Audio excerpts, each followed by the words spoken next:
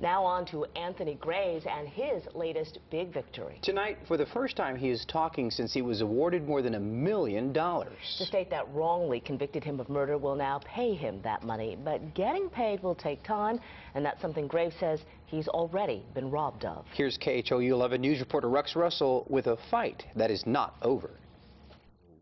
I'm not so excited about the money. Anthony Graves may not think much about becoming a millionaire, but he thinks a lot about the things money cannot replace.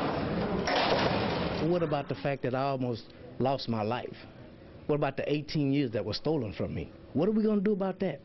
How are we going to make sure that it doesn't happen to your neighbor, that it doesn't happen to your friend, or it doesn't happen to your dad? He's speaking out days after the Texas governor signed legislation to pay Graves $1.4 million, compensation for the nearly 2 decades he spent on death row for a crime he did not commit. This is not a feel-good moment. It's sort of bittersweet for me because I gave up so much just to get a little.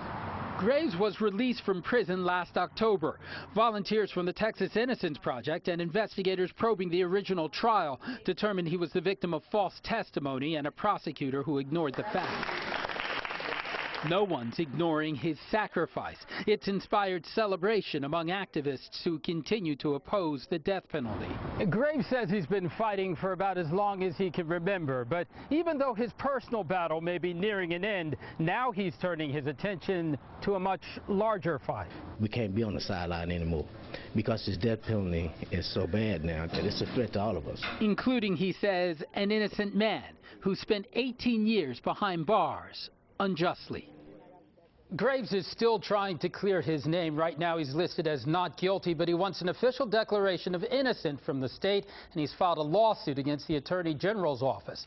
We asked him about his plans for the money when he does receive it. He told us he intends to be frugal, but plans to buy his mother a house. Rex Russell, KHOU 11 News.